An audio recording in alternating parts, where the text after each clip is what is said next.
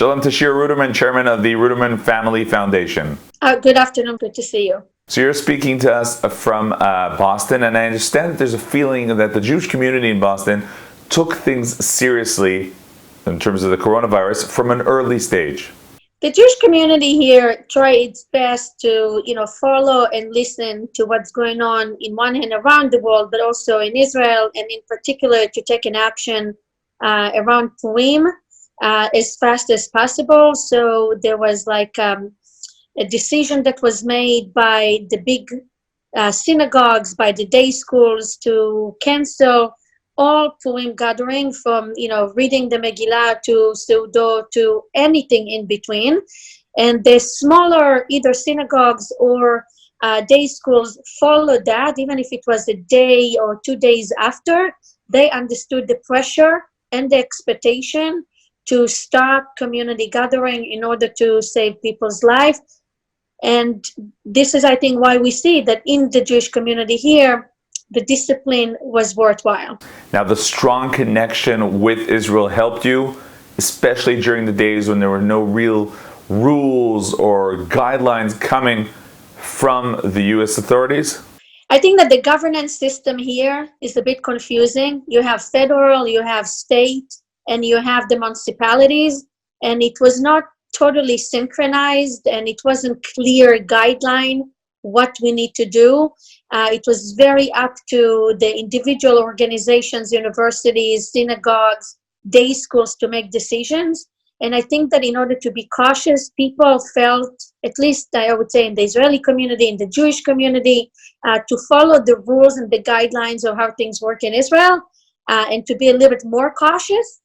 Meaning if they closed it, I guess there is a reason, although it's not easy, and it's important to say, because you are, first of all, have to listen to your own government, your own local government, your own prime minister, your own president. And this dynamic, I think, was very smart way for the Jewish community to sort of measure how to make decisions and to follow the guidelines that is not necessarily the local guideline. And it's important to understand the effect that isolation and distancing, social distancing, has on the Jewish community. It's very challenging. You are right. It is very challenging to figure out what does it mean to have Jewish communal life remotely.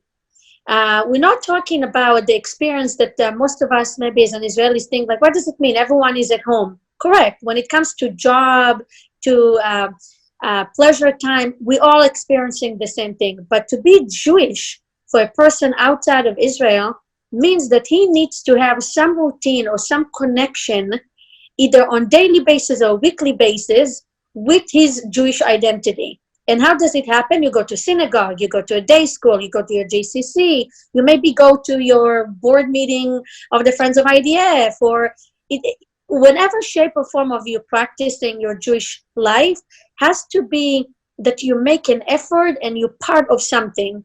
And the fact that you cannot do it right now means that many people, elderly, people with disability, young adults, people that don't go to Jewish day school, don't have these vehicles to come together as Jewish person. And I think that some organizations were, faster to respond to the challenge, which is a great challenge. How do you do a communal life outside of the Jewish setting? And I'll give you a small example that most of us don't think, because especially if we live in Israel, for us things are obvious and a little bit more run by the rules of the government or the community that we part of, and less by the individual decision. But many people lost their dear ones. How do you operate Jewish ceremonies? Because it's not by the state here, it's independence, or independently from anything that the government provides. What do you do? How do you, what does it mean for someone that doesn't have a shiva right now? That means he doesn't come across his Jewish community. It's not necessarily your neighbor that can help you. It is your community that need to stand up for you. And I think, with the great challenges, the Jewish community trying to resolve it and to understand what does it mean to have remote Jewish connection, which maybe will serve us for many days to come outside of the COVID-19 challenge, it will give us an opportunity to get connected to those that maybe are usually not part of the Jewish community practice because they live far, because they didn't feel the connection. So the question is, can we make this challenge as a great opportunity? This is the challenge we all trying to figure out. Shira, do you think that the crisis will affect, maybe even harm, the connection and the support between Jewish diaspora in the United States and Israel? I think that it's true to say everyone is consumed right now with their own domestic challenges, but I don't think it will harm the relationship. Maybe the opposite. It will give us opportunities to strengthen, to understand what do we have in common, why we need each other, why is it not for granted that we have each other, and what does it mean, and how does it look the day after COVID-19.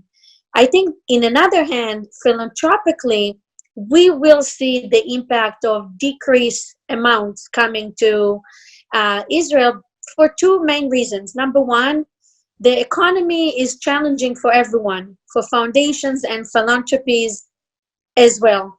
Meaning, when the market is down, the market is down.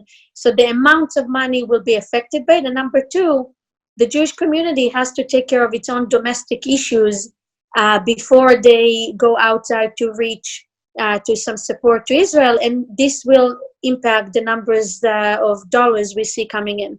Shira Ruderman, chairman of the Ruderman Family Foundation, thank you very much for joining us. Thank you so much for having me, and hopefully just help for all of us. Amen.